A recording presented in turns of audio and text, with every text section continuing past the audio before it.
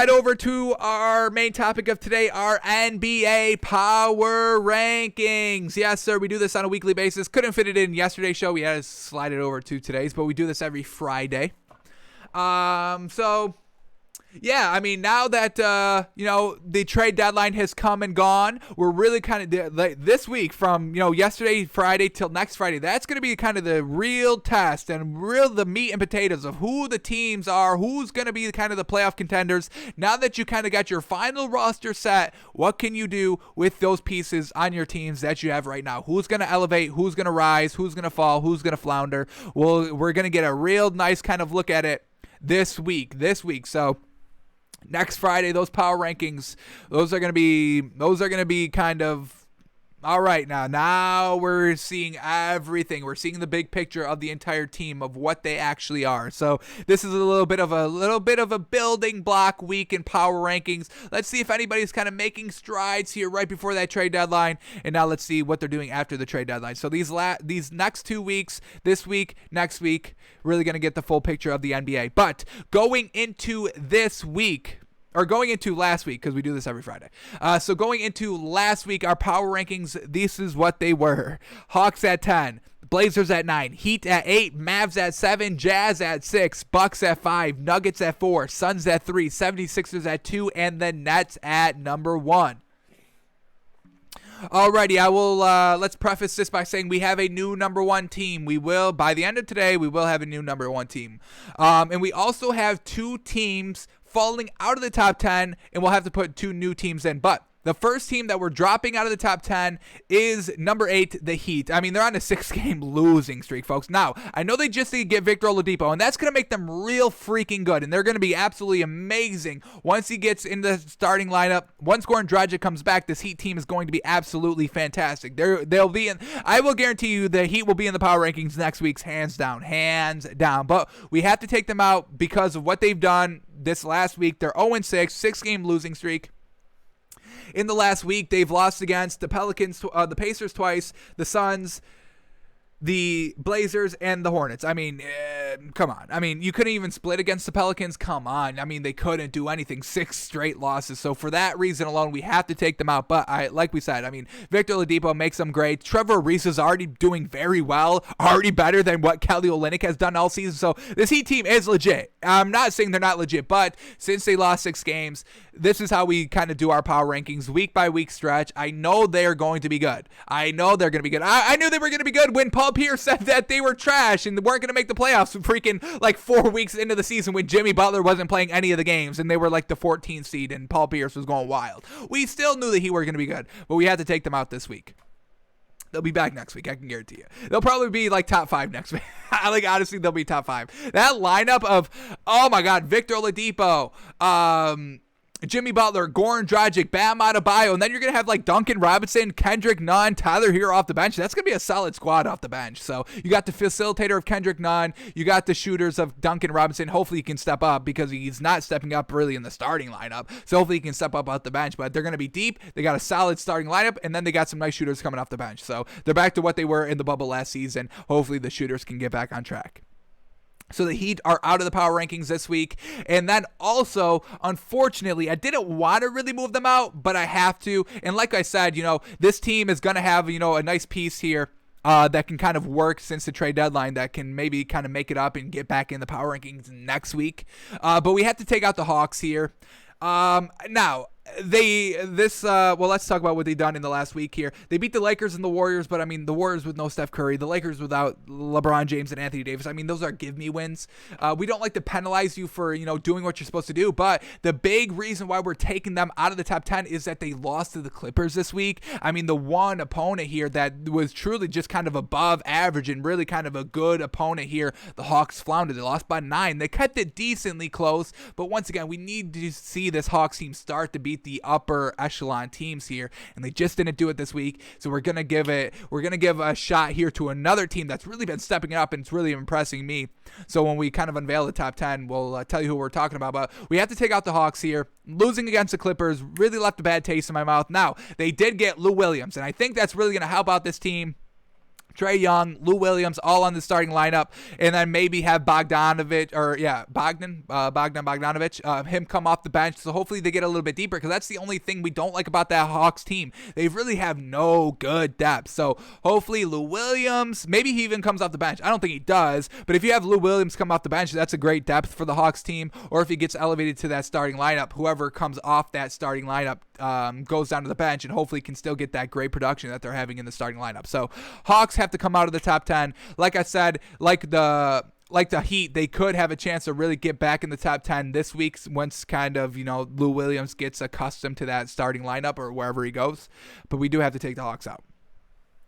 Alrighty, so those are the two teams going out of the top 10. Everybody's getting shuffled around, and we do have two new teams. So let's start here, going 10 all the way up to number 1 here. The new number 10 team in our power rankings is going to be the Hornets. Yes, sir. They lose LaMelo Ball, but they're still winning games. Absolutely fantastic. Everybody's really stepping it up on that team, and I'm so impressed by them. Now, they haven't really been beating great teams. This last week, they beat the Spurs, the Rockets, and the Heat, and lost to the Clippers. Kind of, I just want to kind of elevate them and praise them of what they've been doing, because you lose LaMelo Ball, but you're still winning games. I'm all about that. So everybody's stepping it up here. Don't really see the Hornets kind of, keeping their spot here. Like I said, they lost against the Clippers. That's kind of why we took out the Hawks, but the Hawks didn't lose one of their best players. So we want to kind of shout out the Hornets a little bit here. We have a little bit of a free spot here this week. They've been doing absolutely fantastic without LaMelo Ball, so we're going to praise them and give them the number 10 seed here. Let's see what they can do. Let's give them a chance here in our power rankings. Maybe they'll surprise us, because they just surprised us by winning all those games without LaMelo Ball. So we're going to give the Hornets a little bit of a praise here, a little bit of a shout out. But 10th best team in this league right now. Getting it all done. Everybody's stepping it up. Next man up. No problem there. Malik Monk, Terry Rozier, Gordon Hayward, Cody Zeller still getting it done off the bench. So really a big fan of just kind of the work ethic, and everybody stepping it up on this Hornets team. Got to respect them, and for that, we give them the number 10 seed here. Alrighty, new number 9 team in the second new team here in our power rankings, and we got to give it up for the Clippers. I mean, we've kept them out of the power rankings for like the last 3 weeks, folks. They've just been showing us nothing great, nothing solid. Nobody steps up without Kawhi Leonard. Paul George is still having really lackluster games here and there, but the last week they went 3-0, beating the Hornets, the Hawks, and the Spurs, so we can start moving them up a little bit. We'll see who did they get Rondo. We'll see how kind of he fares it. I mean, we saw him play great off the bench for that Lakers last season for that championship stretch. We saw him not doing anything on that Hawks team this season, and we weren't sure, I mean, Rondo didn't have anything to work with off the bench. I mean, the Hawks bench is truly not really great at all. They're not deep at all. So, that's kind of why we chalked up the lack of success of Rajon Rondo, but now he's here with the Clippers, and the Clippers need a facilitator on their floor, so we'll see what he's able to do here. Big week here for the Clippers. They're held to a little bit of a higher standard since they got a lot of great players on that team. Just haven't really impressed us at all this season. Kawhi Leonard with the load management, and then Paul George not stepping up, and then nobody else really stepping it up off their bench. So Clippers at number 9 here. We'll take it slowly but surely with them, and I'm not afraid to knock them right back out next week if they're really not living up to their hype again. So we'll see how they kind of close out this back half of the second half of the season. But we'll give them their dues. 3-0 in the last week. We had an opening here, so we put them up at number 9.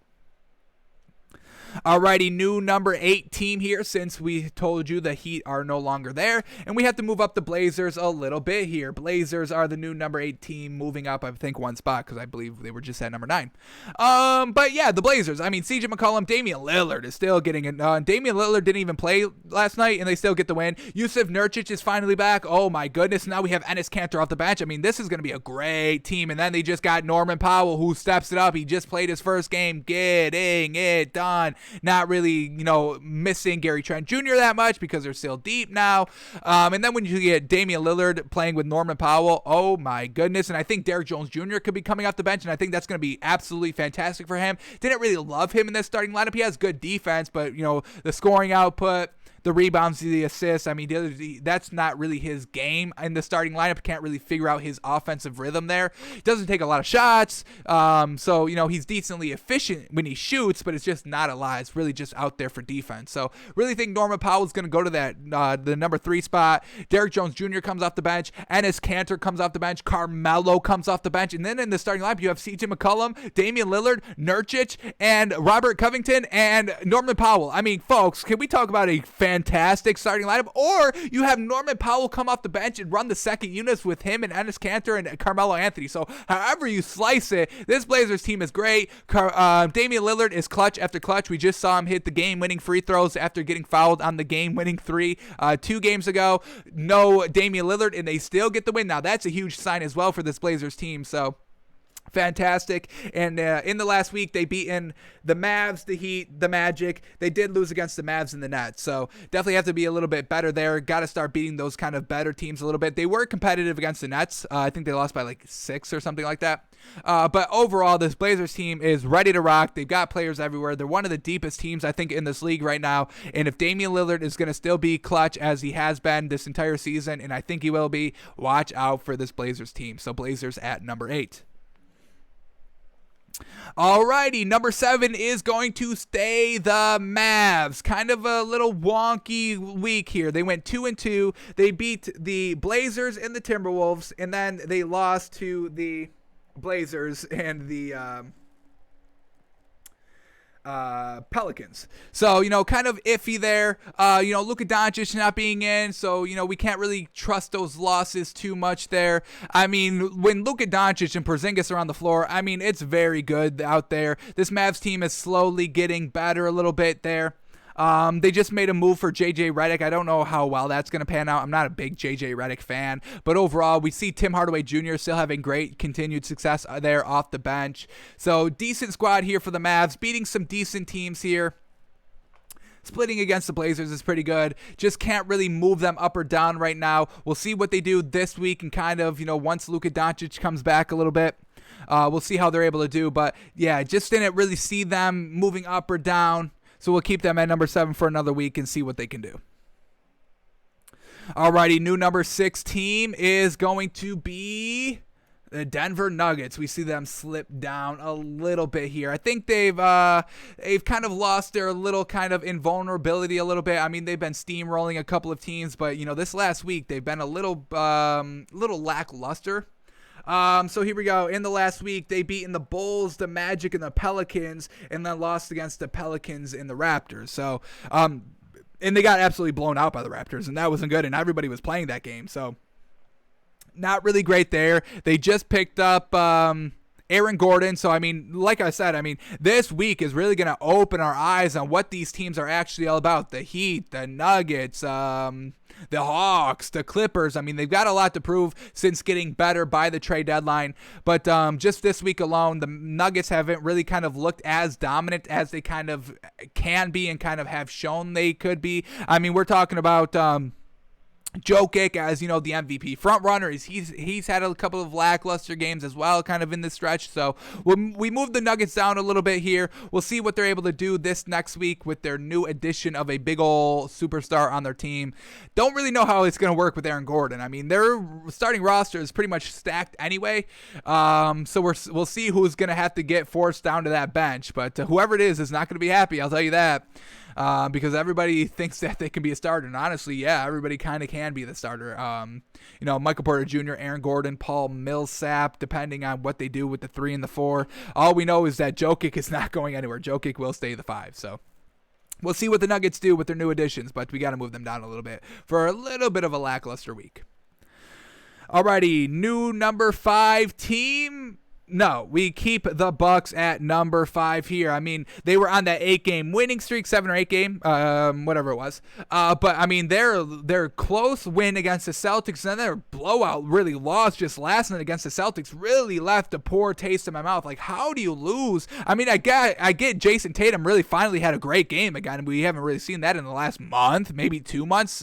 We haven't seen Jason Tatum go for like 34 points like that efficiently, like he did last night.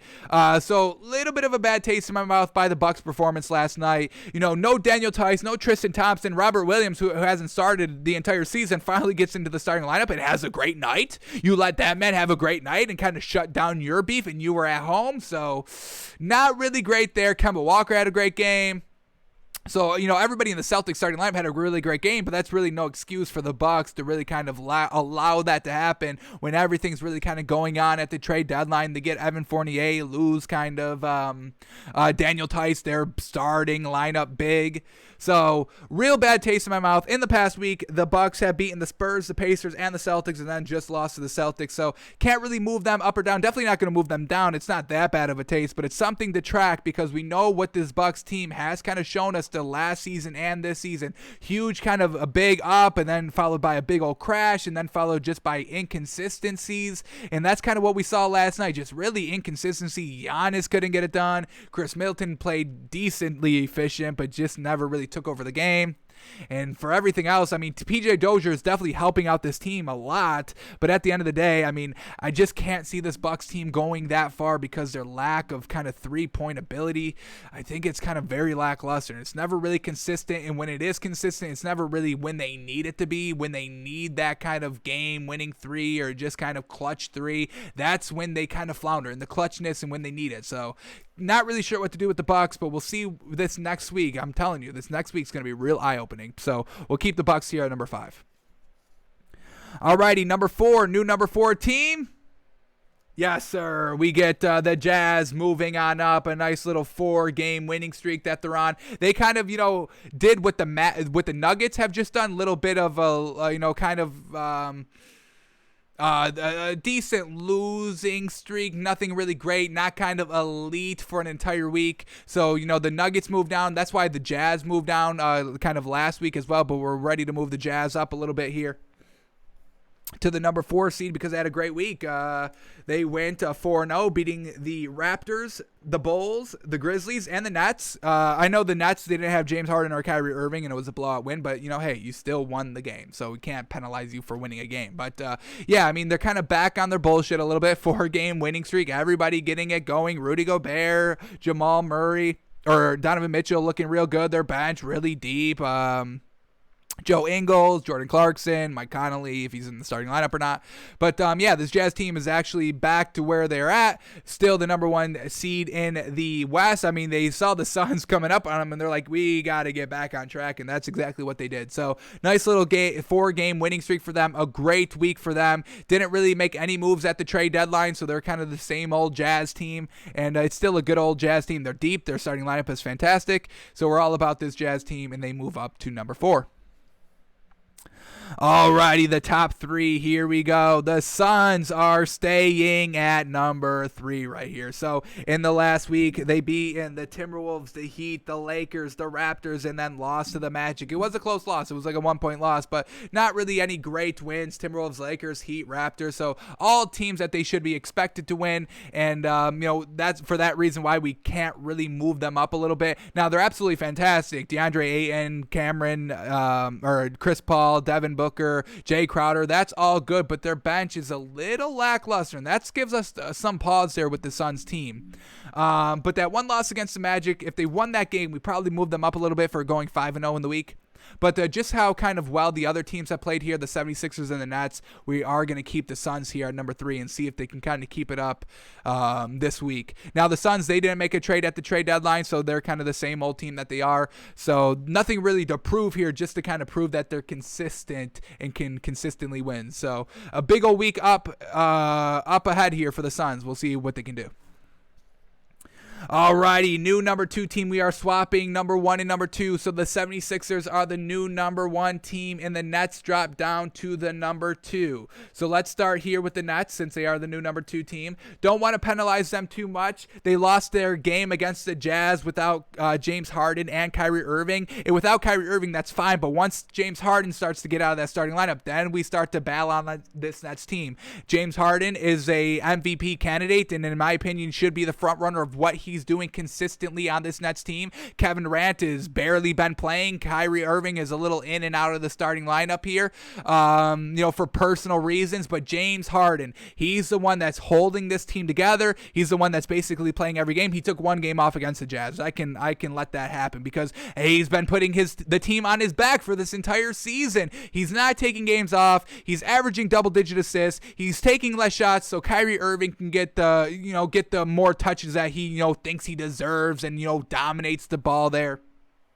Making all the role players work, making DeAndre Jordan look good, making Blake Griffin, who's just got here, back to good old Blake Griffin, somebody that we can really kind of solidify and kind of trust coming off the bench. Where with the Pistons, I mean, he was absolutely trash in that starting lineup. He's not taking the threes anymore. He's back to dunking. He's back to catching lobs from James Harden, and James Harden's just keeping this team on track with the inconsistencies of their starters in the kind of lineup. James Harden is the only solid, consistent player, and that's the reason alone for the success here from the Nets. He's elevating everybody around him, so I don't want to drop the Nets too much here because of their loss against the Jazz. Their loss against the Magic, a little, kind of like what the Suns did, a very close loss there. But in the last week, they beaten the Wizards, the Blazers, and the Pistons. Lost against the Jazz because, nobody was playing. And then the Magic, just kind of a close loss there. So I don't want to penalize this Nets team too much here. James Harden is trying his all, and he's looking gosh darn great out there. MVP front runner, in my opinion. So we'll drop the Nets back a little bit here. This week, I mean, the Suns and the Nets are really kind of at 2A and 2B. It's really not even 2 or 3. It's really kind of similar there. But we'll keep the Nets there. Won't drop them down 2 spots. We'll drop them down 1.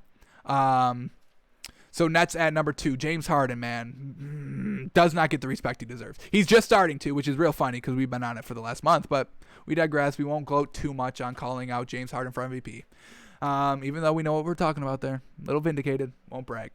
Vindicated, but won't brag. There it is.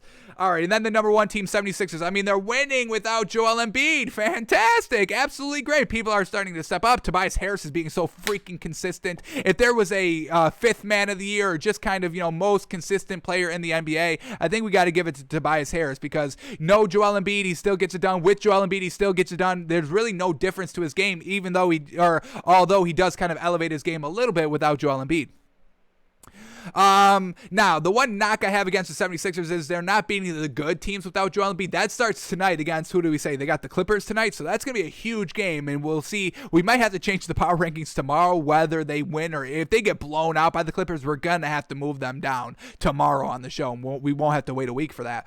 But, I mean, in the last week, they beat in the Kings, the Knicks, the Warriors, the Lakers. I mean, really no great win there. The Knicks is a solid win because the Knicks are fine, but, I mean, really no great win. The Warriors without Steph Curry, the Lakers without LeBron and AD. So no real great wins there, but they're still winning without Joel Embiid. So I got to give them credit. People are starting to step up a little bit. Danny Green, having decent shooting performances out there. So, hey, I got to give it up to that. Ben Simmons is playing great. So just winning games without Joel Embiid, everybody's stepping it up. That's absolutely huge, and I got to respect it here for the 76ers going 4-0 this week without Joel Embiid. But like we said, it starts today. It starts tonight because they got a tough schedule ahead of them. Let me bring up their schedule very, very quickly here. This week, man, it's going to be telling. New players and new teams. Let's rock with it. Let's win instantly. But this 76ers team, they got the Clippers, the Nuggets, and then, they're kind of back to the Cavs for their next 3 games. That's what they're going to have this week. But, I mean, 2 real tough games in these next 2 days. That's really going to tell us a lot. The Clippers and the Nuggets. So we'll see.